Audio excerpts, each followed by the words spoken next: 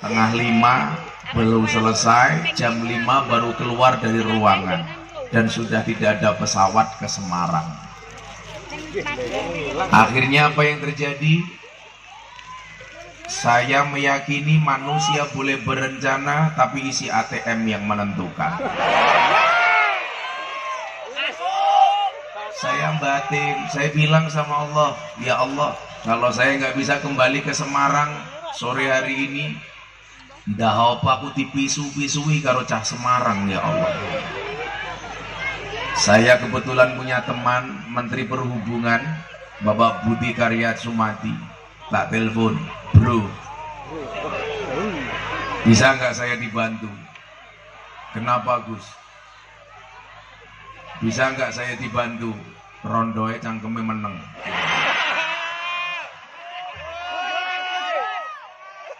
Saya harus kembali ke Semarang. Kenapa saya katakan kembali? Karena posisi saya tadi malam masih di Pati.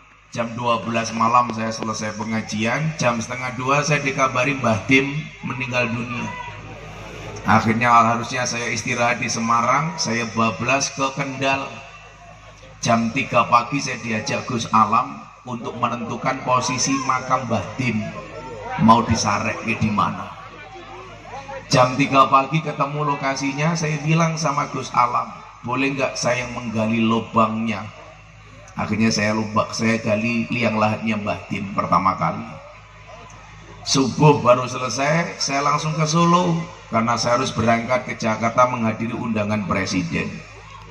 Sore jam 5 nggak dapat pesawat, saya telepon Pak Menteri, bisa nggak saya dibantu?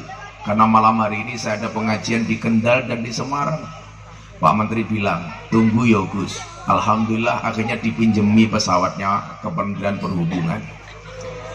Akhirnya saya berangkat jam setengah 8. Saya berangkat dari Jakarta setengah 7 sampai Semarang setengah 8. Dan apa yang terjadi? Kaget. Artinya apa? Artinya begini, ma tawakofa matlabun anta tolibu birobbika. Tidak akan pernah menjadi mudah sebuah persoalan ketika kamu, mohon maaf, ma tawakofa matlabun anta tolibu birobbika. Tidak akan pernah terhenti sebuah permintaan ketika kamu sandarkan permintaanmu hanya kepada Tuhanmu. Wala tayassara matlabun anta tolibu binafsika. Dan tidak akan pernah menjadi mudah sebuah persoalan ketika kamu percaya dengan kemampuanmu. Jadi nyuwun sewu, kalau kita punya masalah, solusinya satu, cangkemmu menengok. Rondo tak kekrek. Kawanan balik Gus. Kalau kita punya masalah, perintah Allah satu. Perintahnya apa? Kamu sandarkan masalahmu sama Allah, jangan sama kemampuanmu. Kenapa? Manusia itu mampu bukan karena dia mampu, tapi karena dimampukan oleh Allah yang maha mampu. Saya tadi mau pulang, mau ngejar ke bandara dicegat wartawan. Masih tanya soal Mas Deddy Corbuzier sama almarhum Mas Emil, anaknya Mas Emil, Kang Emil yang ketemu di Swiss. Begitu selesai wawancara, saya ditanya, Gus, mau kemana lagi? Mau balik ke Semarang, apa nggak capek? Saya bilang, yang pertama, wa man ladzatu illa ba'da ta'bi. Ini anak-anak muda. Tidak ada kemuliaan, tidak ada kenikmatan, tidak ada kesuksesan kecuali setelah bersusah payah. Orang mungkin oleh melatih siji, saya ingin jadikan apa Kapolsek, kalau dulu tidak melalui proses yang panjang. Maka kalau saya disuruh milih olahraga lari apa jalan, saya pasti milih olahraga jalan. Kenapa? Karena hidup itu tentang perjalanan, bukan tentang pelarian.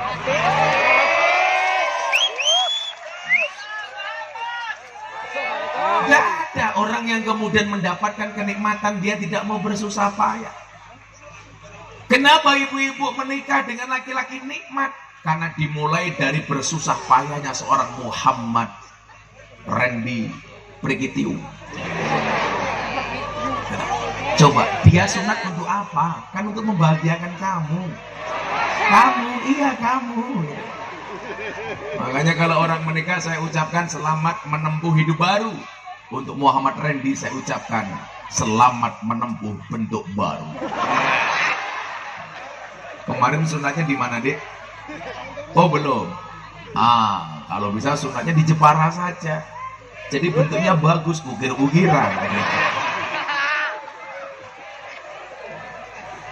Ternyata mau disunatkan di Bogem, Jogja. Karena kalau dari Bogem biasanya hasilnya gede. Sak tongkat. Tapi ya ini jangan besar-besar perutnya. Saya tuh kalau lihat laki-laki atau banser, polisi perutnya besar kasihan. Karena menurut penelitian dokter, laki-laki yang perutnya besar biasanya manuke cilik.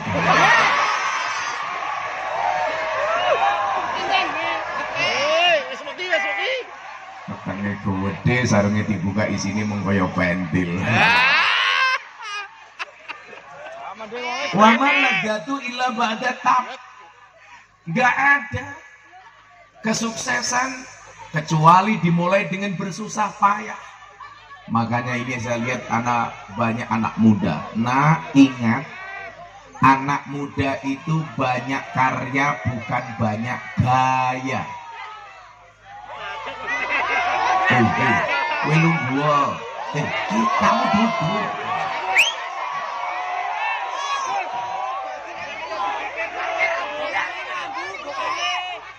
Artinya apa? Jangan pernah kemudian kamu sia-siakan masa mudamu. Gak ada orang sukses tanpa melewati banyak proses. Sukses itu melalui banyak proses, bukan melalui banyak protes. Pak polisi lu gua, orang minggat kono loh. Seneng kapolsek dulu. Polisi gundul gaya.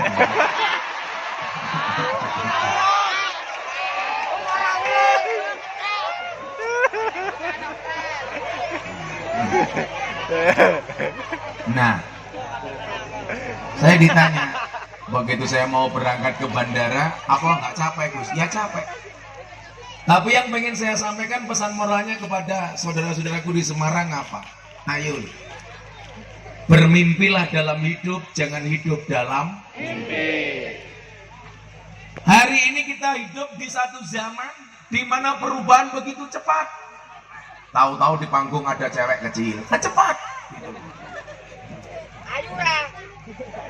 Cangkemnya kurang, kayak codot pinggarangan. Kayak ini senengane galau. Semarang, Ngayogyakarta, tiwas wis sayang mung dianggap konco.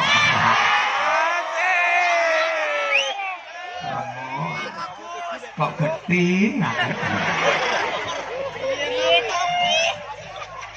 Maka kalau kemudian kita melihat dalam proses sejarah, nggak ada orang besar yang tidak dimulai dengan rekoso. Nabi Muhammad SAW. Saya kebetulan kemarin malam Idul Fitri itu saya masih di Mekah. Saya ingin merasakan Idul Fitri di Mekah. Saya datang ke Jabal Nur, tempat di mana Nabi Muhammad di Gua Hiro. Jarak Mekah ke Gua Hiro ini sekitar belasan kilo.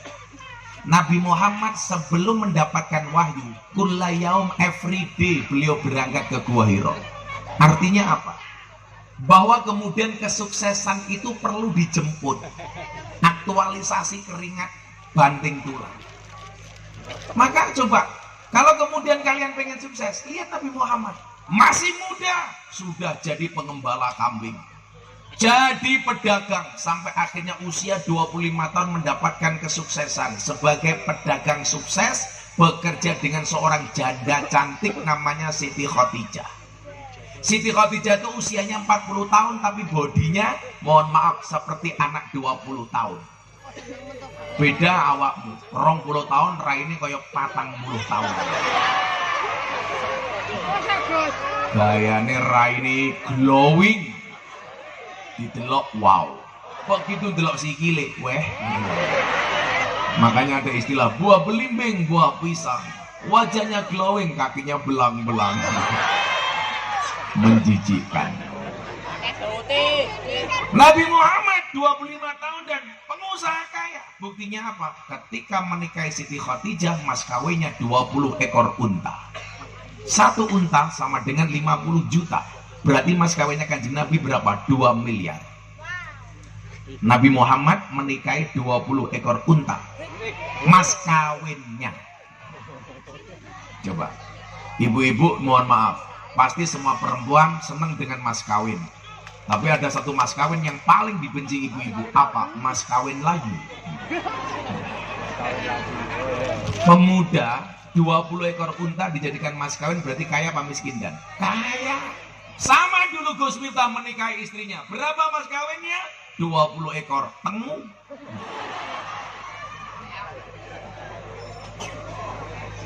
Ini ngopo meneh. Ana sing rawuh.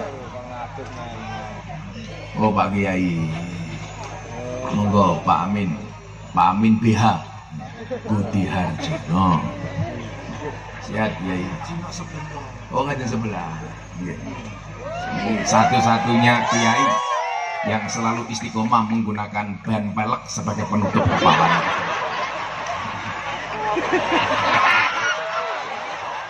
Pelek Vespa. Nah, persoalannya kemudian apa? Bagaimana untuk mendapatkan kesuksesan itu? Ternyata perlu direncanakan Bapak Ibu. Maka kenapa kemudian dikatakan husnul tadbir nisful ma'isyah? Bagus perencanaan merupakan separuh dari kehidupan. Terus gini ya, pokoknya awakmu saya kita kayak motivasi. Muka-muka cak ini jadi wong sukses kabeh. Kayak gitu. Insyaallah kayak Banser nih. Aku sesuk mlebu surga dikawal karo Banser. Banser kan nak tugasnya survei lokasi. Jadi saat durunge kiai mlebu surga, surgane disurvei karo Banser. Surgane siap, kiai ini mlebu, Bansere metu meneh. Lumayan loh bro survei. Nah, husnul tadbir nisful ma'isyah. Bagus perencanaan merupakan separuh dari kehidupan. Orang noli wong sukses ke ujuk-ujuk sukses. Makanya kenapa saya sering mengatakan, kalian tahu kenapa keringat itu asin? Ya. Kenapa keringat itu asin? Karena dalam perjuangan gak ada yang manis. Saya tadi berbicara di hadapan 4.000 pengusaha se-Indonesia, di hadapan Kabinet Indonesia Baru, di hadapan Bapak Presiden, sampai baju kurung ganti, tapi ya tetap wangi lah. Nah, kamu naksir aku ya, kan kamu sudah tua, aku nggak mungkin mau sama kamu. Kalau aku mau sama kamu kan aku bisa mati duluan. Kan aku bisa keracunan. Susu kadaluarsa.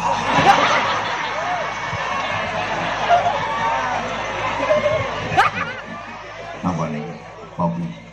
Kopi dulu. Wah, itu apa ini? Arak. Wadai kowedi, isinya adem. Jangan pernah kamu sesali kopimu dingin. Kenapa? Karena ketika hangat tidak pernah kau hargai.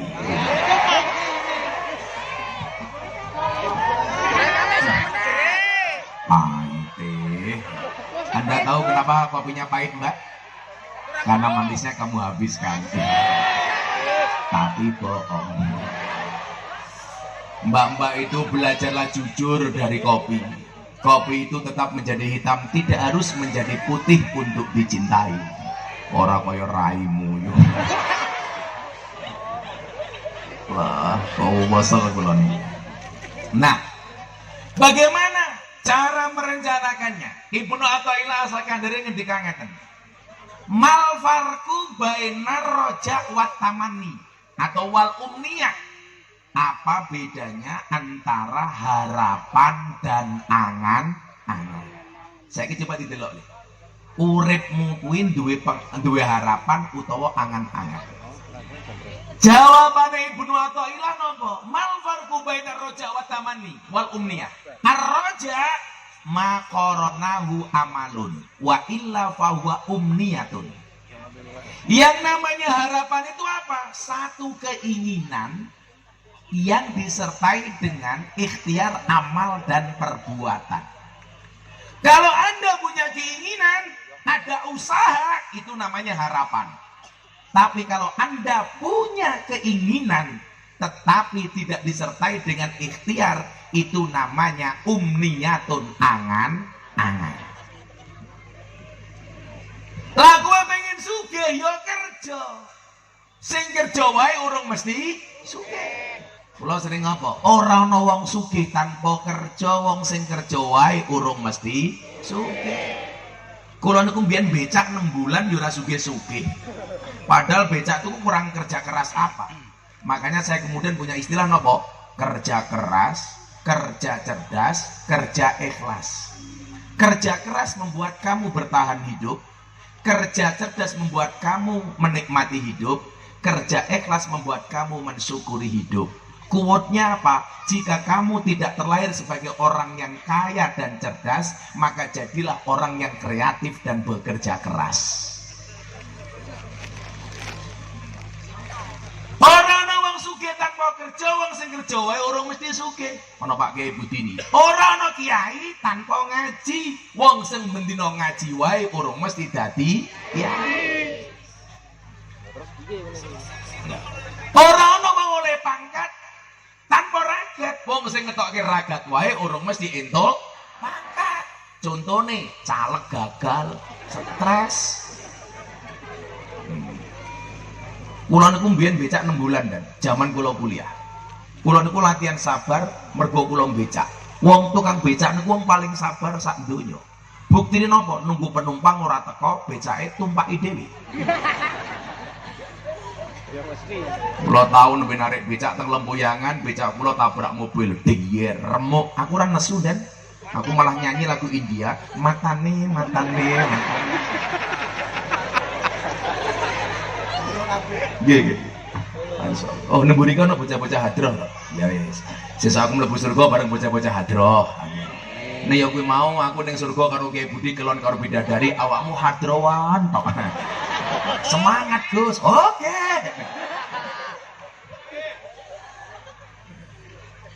Sallu ala Nabi Muhammad. Mbak, ini ada anggur, ada apel. Mbak pilih anggur apa apel? Anggur. Inilah salahnya cewek. Anggur memang lebih mahal dibandingkan apel, tapi seharusnya cewek lebih milih apel dibandingkan anggur. Kenapa? Karena pada dasarnya cewek itu lebih suka diapelin, nggak suka dianggurin. Codot. Allah. Mbak tahu apa bedanya jeruk sama kamu? Nah, tak kasih. Saya takain mbak, saya nangkap awakmu. Oh, katanya mantan copet saya.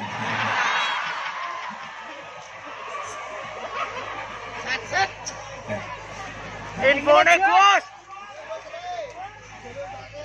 Jadi kalau punya keinginan, kuwi kudu ana usaha. Aku pengen sugih, ya kerja.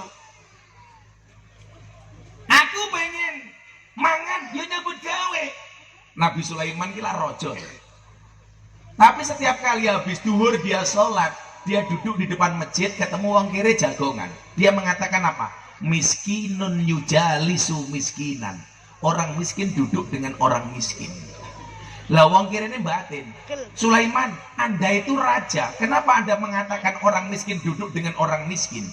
Nabi Sulaiman mengatakan apa? Saya walaupun raja tidak pernah makan uang negara. Kalau saya mau makan, saya bekerja. Coba. Jadi pejabat kuwi nyuwun sewu kaya Sulaiman raja pengen mangan. Macul dewe orang nguntal bondone negara. Mila bola-balik kula matur, kewan sing mangan tanduran ning sawah jenenge bajing, tapi kok ana pejabat nguntal duwite rakyat jenenge Bajingan.